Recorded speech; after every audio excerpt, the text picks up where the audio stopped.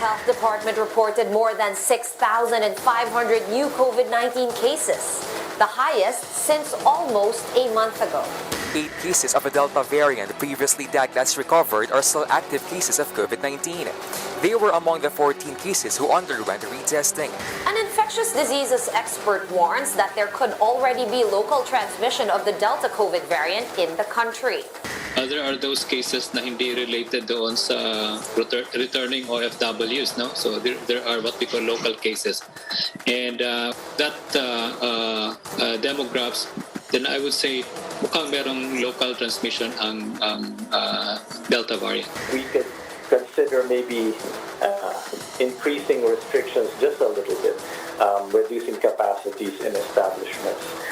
So these are some of the things that we can discuss. We're not talking about ECQ, of course. We're talking about GCQ, but perhaps with some restrictions. The DOH today is reporting more than 6,000 new COVID-19 cases, an increase from the average number of daily infections. The healthcare system is bracing for more rises caused by the Delta variant, but are local governments ready for a new surge? We discuss in this episode of The Chiefs.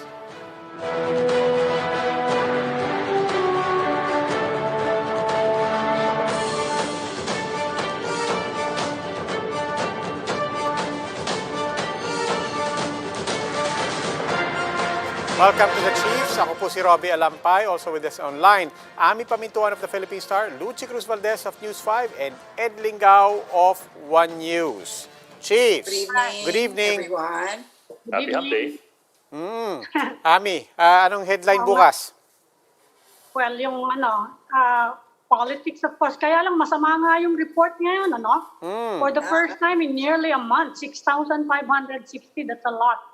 Yes. Yeah. Hindi natin alam kung ang nagpo-fuel nun, hindi pa tayo sigurado if it's the Delta variant. Pero hinihintay natin yung IATF decision on the request to withdraw muna, to suspend the easing of restrictions on children age 5 and up.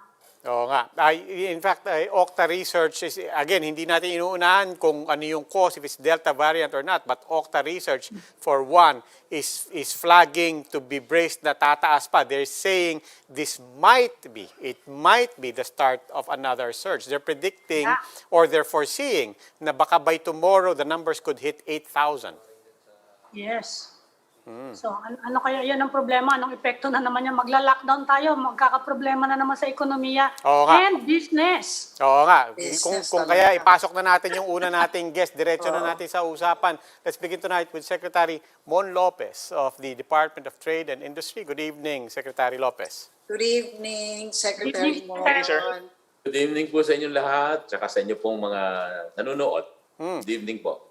Sir, we'll dive straight into it. We had just recently announced GCQ with less restrictions. Now, of course, Delta variant is in the headlines every day. We're looking at everything that's happening all around the region. Do we need to recalibrate our strategy in the near term? Oh, yes, of course, each day, sabi ko nga, kailangan tutukan ito because of this, threat talaga from the Delta variant. Every day, dinidiscuss ito. And of course, we were thankful in the past weeks na parang wala naman dito, nakokontrol naman yung ating mga borders. And while in other countries, it has caused, again, several waves of surge. But apparently today, mukhang may mga balita since yesterday. And yesterday kasi maganda pa yung numero 4-5 But today, we heard about the 6,500. So it's, syempre, nakaka-worry din yan. So tomorrow, tama-tama, we have an IATF. Isa ito sa siguradong pag-uusapan. On the looming threat ng Delta variant, whether ito na ba, is it becoming the start of a surge. Siyempre, lahat tayo gusto natin, sana hindi tututo. But titingnan natin yung mga numero tomorrow and assessment ng mga ating mga health advisors. And of course, kaka-calibrate na naman natin ang ating restrictions, which as you know, luwag lang sana dahil naman gumaganda yung numero sana in the past. Gumaganda yung mga numero in the past days and weeks. So, And nung but pong- we'll see the discussion. Noon pong huli nating linuwagan, of course, the Delta variant was also already factored into those conversations there. I'm just curious, how was it factored in, and were there any assumptions there that did not quite meet our expectations in the immediate days? Well, the Delta variant is always considered as a factor. It's just that looking at the numbers and the DOH and the health workers, the health community, they'll be monitoring really each and every case nitong Delta variant. Kaya nasasabi na, of course, with our strict border control and yung mga cases na tutukan, na contact trace, kaya factored in siya. But since ang assessment doon, kontrolado yung situation. That is the reason why we were basing also on other factors, the numbers, the need to bring back more jobs, so the balancing everything. Ang naging overall decision is to, in fact, level down from GCQ with jurisdiction to GCQ, di ba? And then a few days after, even allowing the 5 years old and above. So lahat kasi yon factored in naman na ganda yung numero at mukhang nakokontrol or hindi pumapasok yung Delta variant dito. Hindi kumakalat yung Delta variant. Sir, yeah, sir, Doing assessment. okay, sir, diretsuhin ko na muna tong tanong ko, no? Sure. Kasi, I mean, ang tanong ng lahat, especially as far as businesses are concerned, no, is really how much can we afford, and this is God forbid, no? How much can business afford another surge like the one we had last April? I mean, how badly will it affect business if what happened last April happens again? That's a tough question kasi if you talk to the SMEs, sabi nila, nako, pag isa pang lockdown or isa pa, hindi na namin kakayanin ito. So, in fact, even the reopening that we've been doing recently, so sabi nila that halos wala nang sabihin, naubos na basically yung cash flow nila, yung cash nila. Dahil ilang lockdown last year and yung March, April, so kung malipis na yung cash flow mo, tapos magla-lockdown ka na naman, ano pa na matitira? Talagang either magpapawas ka na ng trabaho ng tao, or yung business mo, isasara mo na naman. And it could be temporarily or for good until maka-overcome na naman tayo ng surge, if ever. No? So, mabigat talaga yung another lockdown. So, I'm sure ang tact and ang mindset naman ng ITF is how can we really prevent again a massive lockdown and still try to maintain a granular lockdown. Yun ang if ever ang ating immediate measures pagka may mga surge or itong may surge na posibleng mangyari ulit. Hanggang kakayanin ng granular lockdown ay gagawin yon. And very careful nga tayo even in the recent reopening. If you remember, we started with 10% operating capacity for indoor activities, especially indoor dining. And it was really being brought up by 10 percentage points lang every 2 weeks. So kalipas ang 2 months, nasa 40% lang. Talagang very calibrated. Conservative. No? Oo, conservative. Kaya maingat na maingat. And very confident tayo na nung itong reopen dahan-dahan, much slower than the last year's reopening. Basic numbers naman improving.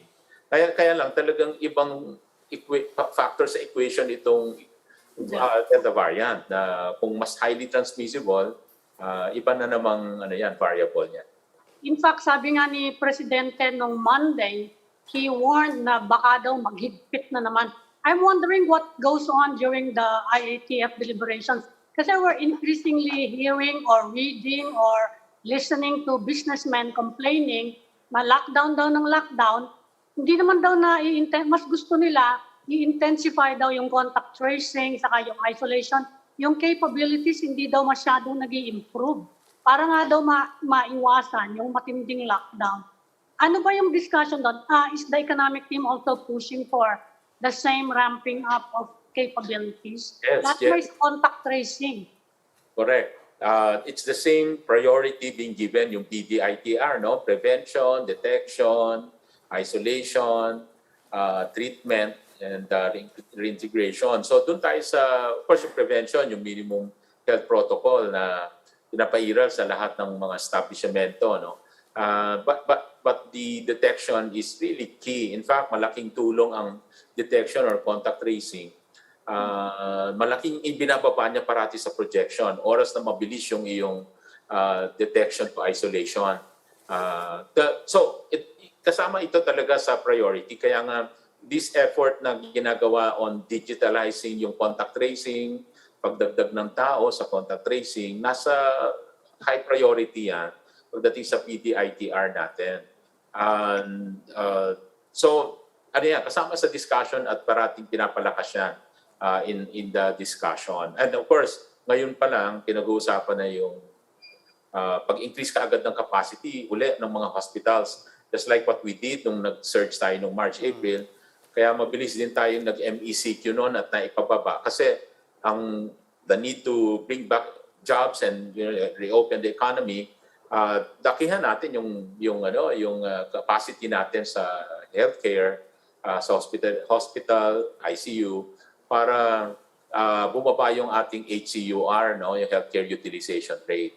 Lakihan natin yung denominator. So yun yung naging solution nun para talagang, sige, umpisa na natin tong process of reopening. Precisely because kung magtagal-tagal pa yung lockdown natin na ECQ nung last March, talagang maapektuhan niya itong inaantay nating recovery sana ngayong 2021. Sir, sabi niyo nga kanina, kailangan nga ng balancing act in heading off the Delta variant. Pero just how much leeway or flexibility do you have, you in particular, in striking that balance? Of course, there's been talk of taking back yung permission for for kids 5 years old and up from going out again. But would that even be enough if it's the Delta variant we're talking about? What about other measures restricting movement further?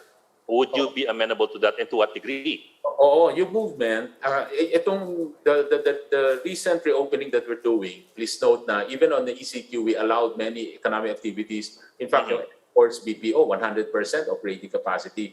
In other words, yung ating pong restriction that we did is one that favors in a way yung mga economic activities para mabalik ang trabaho. Yes, sir. Ang kinontrol po natin, yung restriction, is really on the non-essential movement, gathering, mass gathering, social activities. Yun ang talagang nilimitahan para talagang nakafocus na tayo dun sa trabaho, sa economic activities. Pero siyempre, as we assess each day yung situation, mag-a-adjust na naman tayo nung mga, mauna na yan, yung huli mong parang last in, first out type. No? Yung huli mong niluwagan, either at posibleng ibalik. Yun ang babawiin. Pag-usapan yan, yung 5 years old. Ngayon, as to whether magbabawas pa tayo ng operating capacity, depende sa mga numero at yung assessment ng healthcare workers. Kasi yung mga operating capacity, yan yung may impact sa trabaho. So kung hanggang mapipigilan mo yon and instead, do yung granular lockdown at saka focus ka kung saan nagkaroon ng search sa hopefully isang maliit na lugar lang na mas malalockdown mo, yun yung gagawin natin. Pero keeping others na hindi affected open.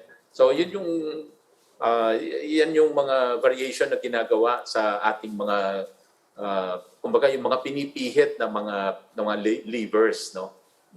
Secretary, kanina po you discussed what our businesses, what our entrepreneurs can still afford or most likely can no longer afford. But what about government? What can government afford to help them keep afloat? And we're not talking about ayuda, and we're not talking about guidelines for quarantines or so on. We're talking about what can government afford by way of programs or assistance to our businesses, from big industries to MSMEs. Common requirements ngayon, pangangailangan ng ating industriya, lalo na mga micro, small, yung ayuda sa working capital. Yung mga sobrang mas maliit pa doon, yung mga micro, minsan ayaw na nila nung working capital, yung pautang. Gusto nila grant talaga. So yung grant ng mga livelihood kits, normally, like in the DTI, may programa kami na bigyan mong pampuhunan ng pag-umpisa ng isang livelihood na everyday may kita siya. So that is more sustainable. Ito yung gusto namin pondohan talaga. Kasi ito, you give 5,000, 8,000 to 10,000 na livelihood assistance. Pwedeng paninda ito sa palengke. Yung mismong pangnegosyo na. Hindi ito cash. Ito yung paninda na sa whether magkakarinderya ka, pati lutuan, lahat ng ibebenta mo doon, or para sa tindahan, or makina, or anong mga pwedeng mong gamitin para may livelihood ka. Ito yung mga binibigay. Ito ang kailangan, number one, kasi hindi ito pa utang. Ito talaga yung makatulong sa kanila. Number two, kung medyo meron ka ng negosyo talaga at nahirapan ngayong pandemya, ito naman yung pwedeng mag-avail nga ng loan na ang interest ay 0%. May grace period, ibig sabihin, hindi ka muna magpapayad ng 1 taon or 6 months. So may mga gano'n na para hindi mabigat sa iyong amortization kaagad. Talagang bibigyan ka ng panahon makabangon. So these are just examples na, in fact, yung parang ito yung ayuda pero sustainable. Hindi ito one-time na subsidy na tapos noon wala na. So ito yung ayuda na gusto natin na umiikot. In other words, we teach them how to fish. We don't give them fish. We teach them how to fish para feed them a lifetime. So yun yung aming sinusunod po na prinsipyo. Well, speaking of assistance to businesses, nagka-problema yung mga exporters recently about the 12% VAT on material sourced locally, no? And in-announce kanina ni Representative Salceda na suspended daw yon. Pero sabi ng DOF, hindi pinag-aaralan pa daw actually. So ano po ba as far as you know, suspended na ba or hindi pa? Well, yung sa mga, wala ako doon sa meeting, although ang feedback sa akin ay pumayag ang DOF. So, titignan natin yung official announcement nila. But yun ang feedback. Positive naman in terms of yung nakinig sila sa lumungkahi sa mga recommendation naman ng Congress at saka ng export sector, lalo na malaking tatamaan dahil na-build na nila yung kanilang supply chain. Nag-invest na dito yung mga suppliers sila, may investment, may tao, para dito bumili. Kasi oras na magsimula yung pag-charge ng VAT sa input sila, baka ang mangyayari, mag-import na lang sila. Sayang yung local sourcing na na-develop na. May position po ba kayo doon, the Department of Trade? Of course, meron kaming sulat at communication. We are discussing this internally with the DOF at niraise din namin on the side naman of the DTI and the constituents, including the exporters. Ito pong cases ito. So we wrote the BIR at DOF on this one. And then Secretary, tingin naman namin na adapt na. So anyway, we'll just wait for the confirmation. Sec, magsosona na sa Monday, no? And I mean, a few days before State of the Nation address, the last one of the President, no, ay ito na nga, may news nga na baka raw magka-surge. How are you framing the part of the President's speech that will talk about business and the economy and of course the jobs part, knowing as how, we're looking at a possible surge right now? Well, this is the search, potential search started today, yung discussion dyan, no? Yung atin namang SONA, it's a report of the President, at least from the DTI side, ang pinapa-highlight natin dito ay yung mga naging programa ng DTI in helping especially maliliit na mga kabuhayan. Talagang napakalaki nung aming ipinundar dito sa administration ni President Duterte, na talagang yung focus sa MSME development, 360 degrees yung support natin, from training to microfinancing, pati na rin pagbenta sa market, pati pagbigay ng equipment, etc. So napakalaking diin dito sa program na to. And in the time of pandemic, ito nga yung mga pautang, microfinancing, and the livelihood kits na binibigay. So, at soon pa rin doon sa ating priorities at itong pagtulong sa micro SMEs. And we're working on safe reopening. That's why even during the pandemic, habang nagtataas tayo very calibratedly ng mga operating capacity, pinapasigurado natin na may compliance sa minimum public health protocol at nagtatag din tayo ng safety seal na system na kung saan yung mga sumusunod sa minimum public health, nilalagyan ng safety seal. At saka ito pa, ibig sabihin, yung mga customers, mas ma-improve yung kanilang consumer confidence na safe sa loob kasi sumusunod sa minimum public health protocol. Ang kasunod na namin ginagawang programa, kung vaccinated lahat ng workers dun sa loob, hopefully it can generate more customer dahil makukumpiyansa sila na mas safe doon sa loob ng store na yon. So, pinag-aaralan din namin ngayon kung mabibigyan sila ng extra operating capacity. But again, lahat ito, syempre, we'll just have to discuss and again, calibrate, no? Lalo na kung magkaroon ng Delta variant. Syempre, we will postpone yung mga ibang gagawin natin dyan. Otherwise, sana nga ay hindi naman talaga Delta variant itong mangyayari at makontrol pa rin natin yung number of cases, lalo na yung severe cases. Ito yung titingnan din natin. Kasi naman, kung nabavaccinate na, ang principle pa rin po na pinaniwalaan natin yung we believe in the vaccine at saka yung vaccinated na hindi at least sila maging severe yung case at hindi po mamamatay. So yun po yung pinangahawakan din natin na yung lakas ng yung bisa ng vaccines. Speaking Baka of, nag-aantay ng... go ahead. speaking of, just because we're talking about state of the nation, the state of our MSMEs, sir, I don't know what the metric would be, but obviously 1.5 years has been, the 1.5 years under COVID has been really beyond disruptive. It has really been a dark time for everyone. Is there a way to take stock of how much of our efforts or maybe even growth in the past and progress in the MSME sector have been erased, reversed, dampened over the past 1.5 years? Well, I must say, looking at numbers, I mean, despite the pandemic, we're seeing increase in the business registration. In fact, yung record natin ngayon, January to June, it's around 31%, over 30% growth over last year. And if you look at last year, 50% growth, pandemic year, 2020, 50% growth yung registration ng business. And of course, marami din doon yung online businesses. Yes. No, yung, in terms of registration. So, while marami na apektuhan ng pandemic in terms of absolute number, yun nga ang huli kong na-report, itong second time nag-surge, ECQ, MECQ, may mga 10% pa rin na nagsara. Maybe they're down to 8%. Depende kung continue tayo mag-reopen. No? So it's anywhere between 8 to 10%. Pero ang nag-increase naman ng registration ay 31%.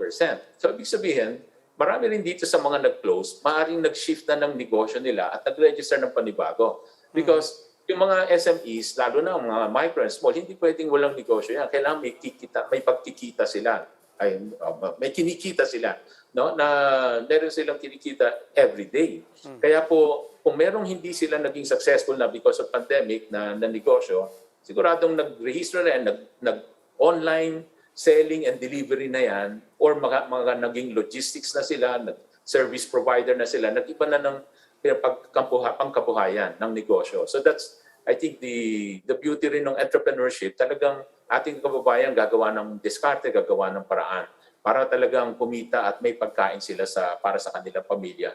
So, dumami yung registered po. That's one metric. In fact, noong time po ni President Duterte, yung nag-register po ng businesses in total, umabot na sa 1.7 million. 5 years ago, 900,000 yan. So, year on year, tumataas po, nag-1.2, 1.3 million. Ngayon, na 1.7 million yung registered.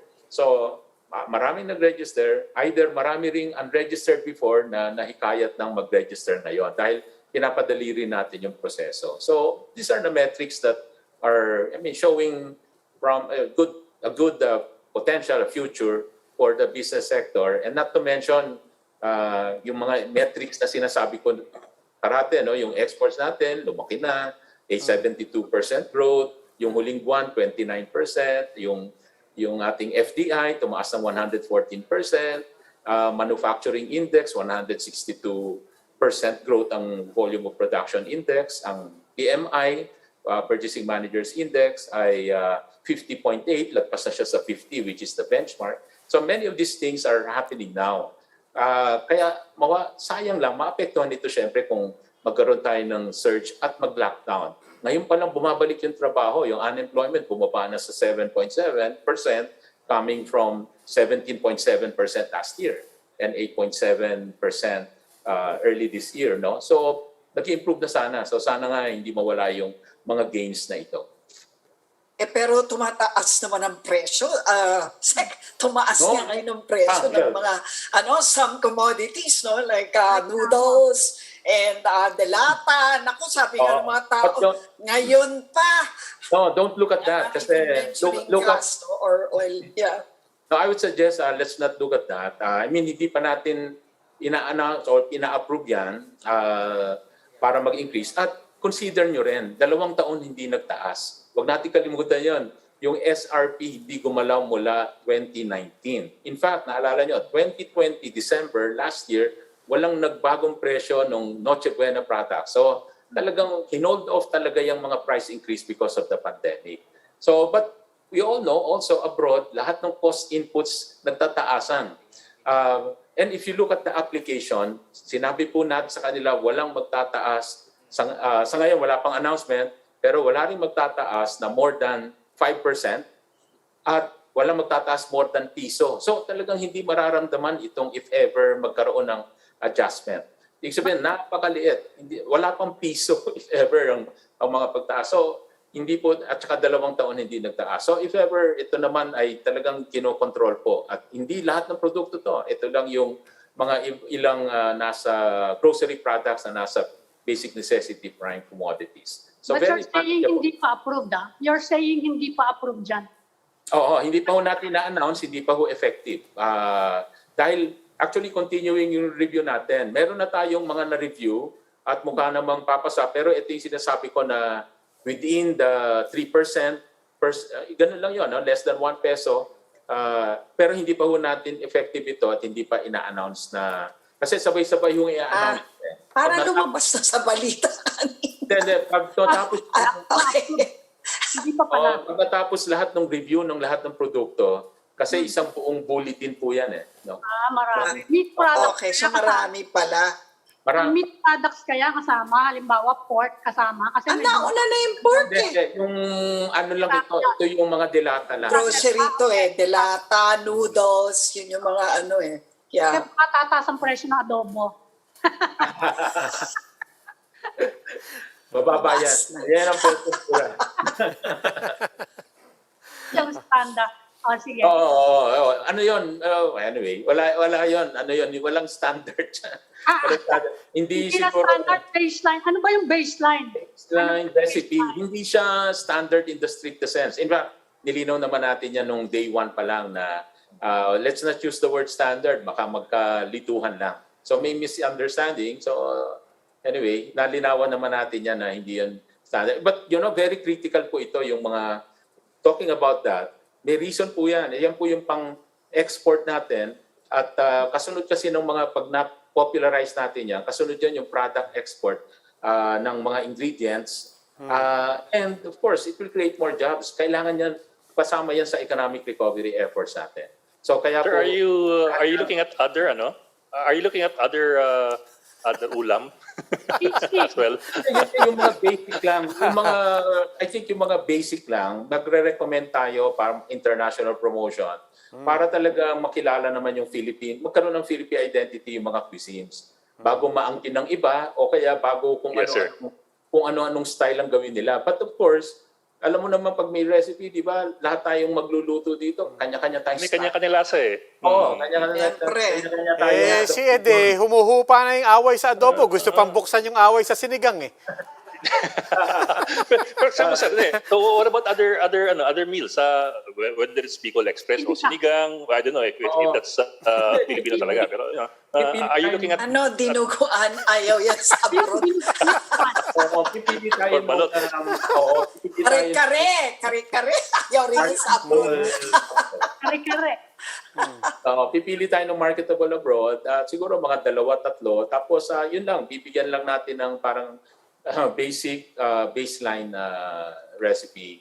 But lahat yan, pwedeng may fusion, pwedeng bahala ka sa style mo. Meron lang sinasabing, pagka sinabing Filipino, in fact, dito sa Filipino, may regional recipe pa yan.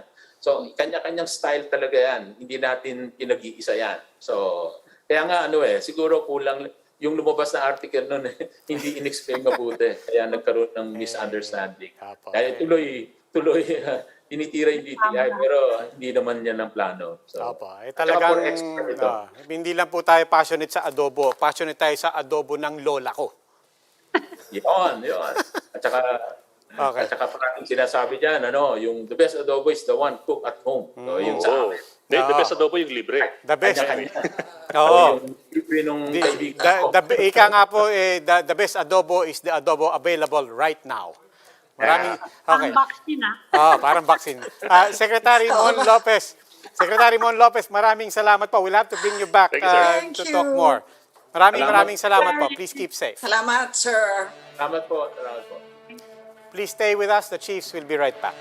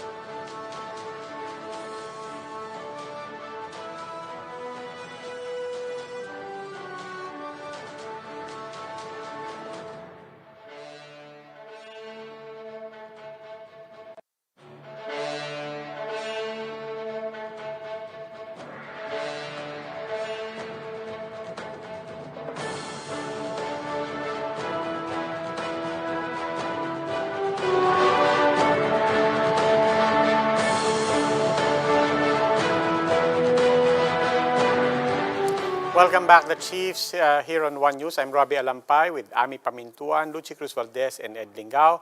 And now joining us is Professor Guido David of the Octa Research Group. Good evening, Professor David. Good evening, Good evening, Professor. sir. Good evening. Hi, good evening, everyone. Sir, I'll let it come from you. Your analysis. What are we seeing right now? Where are we? Is this the start of another surge? Well, I hope not, and I hope we are wrong. But we're seeing higher numbers right now compared to a few days ago, compared to last week. So, I mean, maybe yung mga people, hindi naman sila surprised. Well, 6,500 doesn't seem, out of the ordinary. Pero it looks like, I wouldn't be surprised if we hit 8,000 cases tomorrow. I mean, and 8,000 seems like it's not a lot, pero we haven't hit 8,000 in a while. And so we might hit 8,000 cases tomorrow. We hope we're wrong. I hope I'm wrong. So if we're wrong, okay lang naman. We might hit 7,000 or something. Kasi right now, 6,000 plus, and the usual trend is Thursday's numbers are higher than yung Wednesday's numbers. Prof, So, ang layo na ng inabot natin pagka sinasabi na natin na 6,000 doesn't seem high. and so on. Parang nagiging normal na sa atin yan. But whatever the numbers are, because over the past 2 weeks, there have been two major themes. One is GCQ with less restrictions. The other one, obviously, is Delta variant. Can the numbers give us some clue or some idea of where these rising numbers are coming from? Well, Robbie, we've been trying to dissect yung patterns, and as you, of course, remember, back in early this year, in January, February, we were able to spot yung trends due to the alpha and the beta variants. We discovered a very fast trend in Cordillera region, so mabilis yung increase ng cases na sa Mountain Province, etc. And then sa Cebu City area, that was also a fast increase. And yun yung binabantayan natin because based on what we see in other countries, the Delta variant is 50% more infectious compared to the Alpha or the Beta variant, meaning twice as infectious, 100% more infectious than the original strain.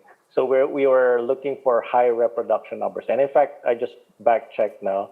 Sa Cagayan de Oro, for example, the reproduction number reached as high as 1.8. This is not as high as we would expect for a Delta surge. So what we are postulating is yung surge sa, for example, sa Cagayan de Oro, it's not primarily just the Delta variant. Baka may combination siya, baka may Delta variant plus some other variants. Because normally what we see based on patterns is yung, because we wear face masks and we follow minimum health protocols, yung reproduction number generally is decreased by mga 50%. And so, pero the Delta variant supposedly has a reproduction number of around 5 to 8. So it means dapat mataas yung in-expect nating reproduction number. We haven't seen that reproduction number anywhere na, I mean 5 or even 50% of that, mga 2.5. So yun yung binabantayan natin. So right now we're having a spike sa NCR. It could be the start of something. I mean, mahirap pang sabihin, it's too early. Or it could be a random spike. That's still possible na because of increased mobility from last week. Pero I was checking Google mobility, hindi naman ganun kalaking increase ng mobility. So, ibig sabihin, mataas na yung mobility natin. So, again, there's a lot of things we can't really explain this as trends. It's possible na may affect yung vaccination dito sa NCR, but it's too early to tell. So far, I think we have 15% fully vaccinated sa NCR. That's a good number.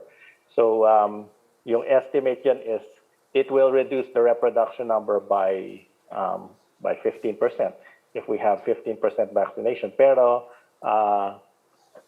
yun nga, we would still expect a high reproduction number. Right now, nag-increase na sa NCR. I think it's around mga close to 1.1. Pero hindi pa naman siya ganun kataas. Yes, sir. Sir, can you help us understand can you help us understand the reason for the red flags you're raising specifically for the next few days?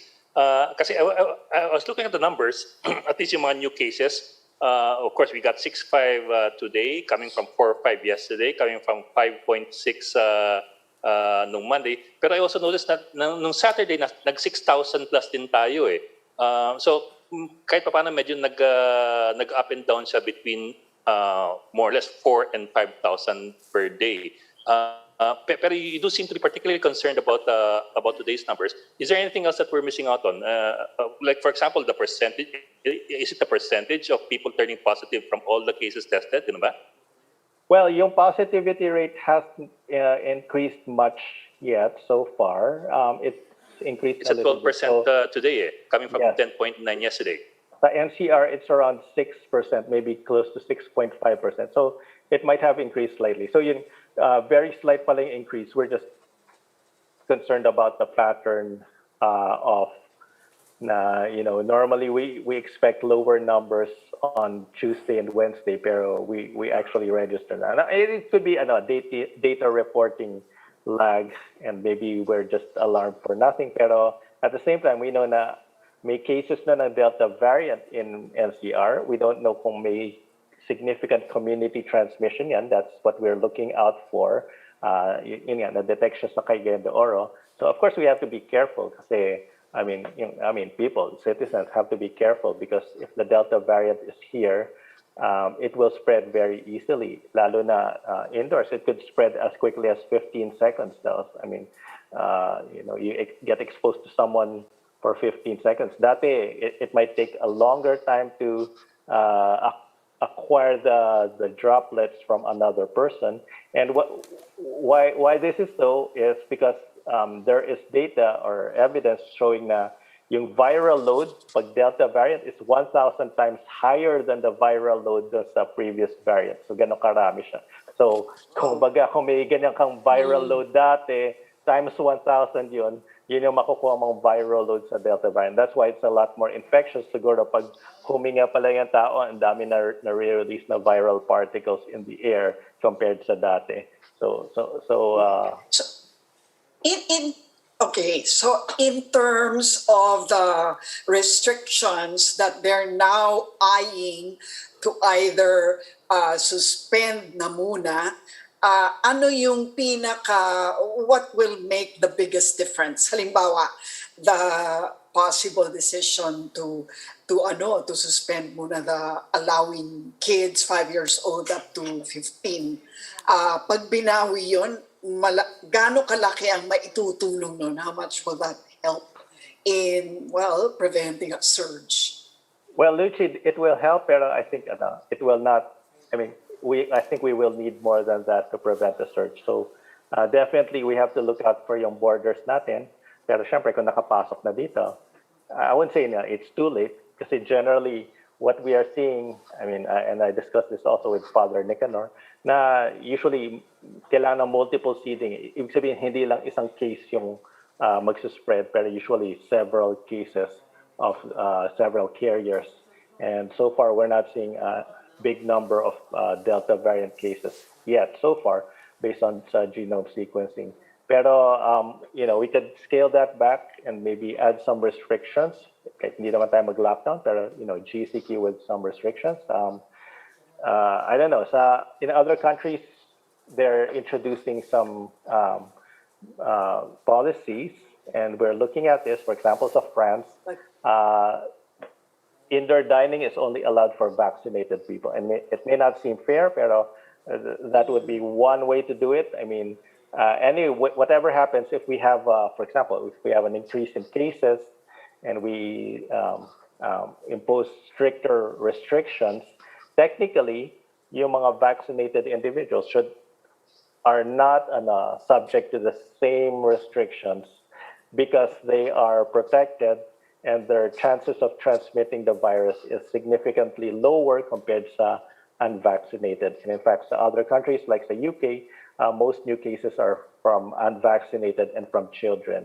So there's some things we can do. We can add restrictions, especially sa mga unvaccinated. Pag mga vaccinated, maybe we could still allow indoor dining. I was in a discussion kanina with a go-negosyo group, and they're talking about micro-herd immunity. That will help a lot. If you're nasa studio nyo, 80% are vaccinated, there should be a minimal risk because even unvaccinated will be protected inside the studio. So may mga ganyang klaseng discussions because we can find ways to be creative na we can add some restrictions but at the same time still help the economy. Yung 15% vaccinated in NCR, that's a significant number. That's around 2 million people possibly vaccinated. And if we add those who had COVID already, most likely they already have antibodies, that could be another 500,000. So maybe 2.5 million out of 14 million are protected. And if we don't allow children outside, that will also lessen yung mga possible exposed. And as we're also still vaccinating people, we're hoping we could reach mga 20% fully vaccinated by maybe August, mid-August. So that will also help mitigate the spread. So So hopefully itong vaccination natin will reduce the impact of the surge. Right now we're not predicting we're not saying yet that there will be a surge in in terms of being the same speed as what we were seeing last time. Maybe because the vaccination might be slowing down the speed. Pero we can't say that for sure yet. Baka bigla mag-accelerate and then ayun. In fact, maraming ang breakthrough stories, breakthrough infections. So at what point will you conclude na meron na namang surge in Metro Manila? How many days of sustained high cases will you need before you say na, oy, may surge na ulit? Because I'm asking this because I'm sure it will affect the decision of the government to reimpose restrictions in Metro Manila. That's a good question, Amy. And in fact, yun nga, itong numbers that we're looking at, I think before the end of this week, we'd be able to say na if the trends are continuing to go up, we'd be very concerned. We will raise the alarm. In fact, si Father Nick is not here anymore. He flew back to the U.S. and as usual, naka-escape siya ng surge. So he always manages to do that. Galing Every time So, nagkakasakit, indicator wala pala siya natin. dito. Pagka lumipad si Father Nick, indicator yan. Siya pala yung... Baka nga Teka, tapos na ba yung kanyang yeast vaccination? Parang well, nabitin natin. Kaya umalis. Hindi. I mean, he's planning to get some equipment. Babalik Okay. about 2 months to bring back the Nag-worry kami equipment. bigla Unless may surge, baka hindi siya makabalik because of madedelay yung use natin, yung beer vaccine. But anyway, so we were discussing and he says, How long do you need? Yeah. he says we're not seeing it yet based on we were just talking 2 days ago. Pero I said that I thought it was already starting. It may already be starting. And ngayon, it's gaining some momentum. Yes. Medyo nag-accelerate na siya na konti, dahan-dahan. So if it gains momentum within the next few days, it will not be unnoticeable, meaning mapapansin natin yan talaga. The numbers will be. In the meantime, Professor, we know this is all very complex and not simple. But notwithstanding that, not even withstanding a possible surge, do we have enough numbers now on given the millions who have gotten vaccinated, whether first dose or second dose, to express the benefits in numbers? Can we isolate the impact of vaccination, of what vaccination is doing to our population and to these numbers? Well, yes, Robbie. For example, 15% vaccinated, ang effect niyan is it reduces already your reproduction number by 15%. So if your reproduction number is 2, ma-reduce na siya, magiging 1.7 na lang siya because of, I mean, that's more or less a rough estimate of the impact of the vaccinations.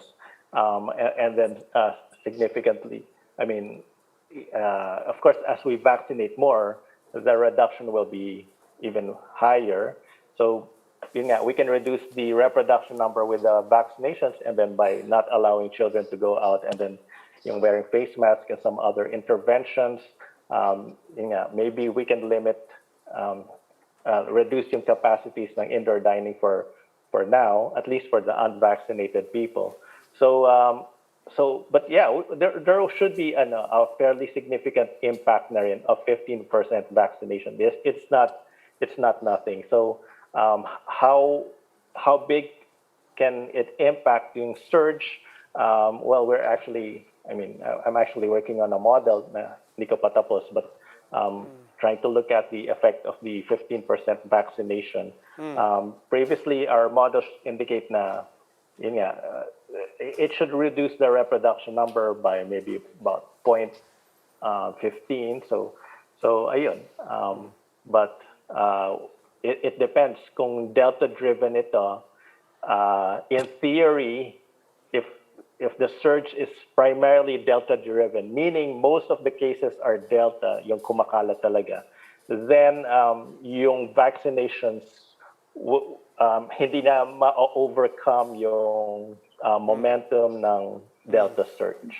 But there's a chance na hindi siya primarily Delta-driven. That's why it may be slower. Baka may Delta na konti, merong may mga Alpha. alpha and beta pa na konti or mostly alpha and beta pa. So that's why maybe hindi ganun kabilis yung surge.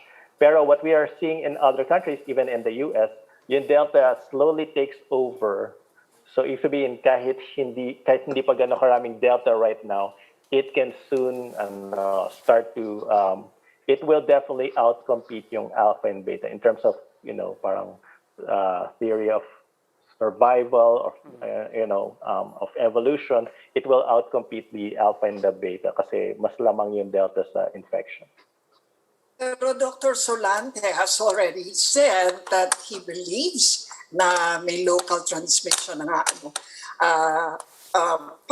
Is there a way to increase the genome sequencing samples so that we can track it? Or is that even useful at this point na naglo-local transmission na, assuming that Dr. Solante's assumption is right? Is that even useful?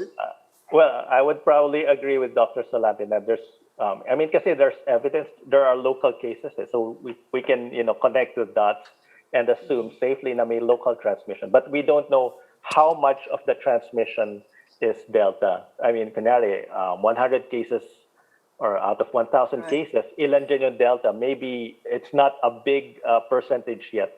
That's why it's not showing sa trends. Maybe 5% lang yung delta nun. But what we're saying is it will start to accelerate then. So those 5% delta cases will become 10%, and then it will become 20%. Yun yung nakikita natin in other countries. The percentage of the delta doubles, I think every week or every 2 weeks. That happened in the US, happened in the UK. So it's very concerning. So even if we assume na there's some local transmission of delta, which is, I think it's a safe assumption right now, kasi hindi naman lahat to mga OFW or mga nag-travel. They are local cases already. So how did they get it? So before we can establish the links between local cases and OFWs, for example, or travelers, I think baka nagsusurge na, and before we get the genome sequencing, I think baka nagsusurge na talaga. So I mean, because genome sequencing will take some time, I think we have to assume that it's going to really multiply, and that's why we have to be proactive and we have to have immediate action against this. So hindi makakatulong na pabilisin yung genome sequencing. I mean, even assuming that we can do it, is that even helpful? Well, it will help in terms of giving us more information, pero it will not stop the spread of the Delta variant, per se. But it does tell us where to look, di ba? Well, Doc, Prof, I'd like to ask you kasi you are a numbers person, you're a numbers man. I hope I'm not taking you by surprise here, pero I'm wondering lang, kasi di ba, genome sequencing is done on a sampling basis. Of course, they don't sequence all the cases. I wonder lang if you looked at their sampling and if you've seen any way to improve on it, given the fact that we're only sequencing 700 plus 50, per week, and sabi ng iba baka kulang siya. I don't know if it's a question of resources or also a question of the need to fine tune the sampling. Well, I think yung 700 cap, I mean, based on my understanding, since I'm not involved with the team, is because of the limitations reagents. So it's more like an infrastructure or limitation due to equipment or resources. Pero yung pag-sample, ideally it should be parang randomly selected or parang like a statistical method of sampling. Pero from what I heard sa isang interview yata with someone, I can't remember who, yung sampling is mostly based on some people who are willing to have their samples sent, parang ganun, parang may consent yata ng individual. And then, so if you don't give consent, may ganun pa? I mean, I'm not an expert on this, so parang yun yung pagkaintindi ko na may parang okay. Ang narinig ko is they say na some are not willing or something. Pero the other is what they're also looking at is yung cycle threshold sa PCR testing, and what that is for is kasi pag low yung cycle threshold, that means madaling ma-detect yung viral load, and that means mataas yung viral load niya. Or madaling ma-detect yung sample, yung virus, and that means mataas yung viral load niya. And so they usually get from those with high viral loads. So they're not able to get sequences from yes, because yung iba mababa yung viral load. And that would be connected with the Delta variant because usually Delta variant, as we know, medyo mataas yung viral load niya. Yes. Yun lang, sir, baka you might want to look at that. Given the fact that we have so many people complaining about the apparently small number of genome sequencing happening every week and the Delta variant being there, baka it's something to look at lang. Yes, I agree. Maybe I'll try to reach out to the Genome Center since kilala ko naman sila, and then get some. Yeah. Okay. Professor Guido David of the Octa Research Group, maraming salamat po, as always. Thank you, sir. Ingat po. Thanks, Prof. Thank you, everyone. Yeah, let's hope for the best. Let's hope this is just a false alarm and I'm wrong. Let's hope you're wrong. Yes. Okay. Sige. Thank you. Okay. And that's all for this special edition of The Chiefs. We hope what was discussed here will keep the conversation going. Before we go, a reminder to our viewers, mask on, wash hands, and stay safe, Philippines. I'm Robbie Alampay. I'm Ami Pamintuan of the Philippine Star. I'm Lucy Cruz Valdez of News 5. I'm Ed Lingao, and we are One News.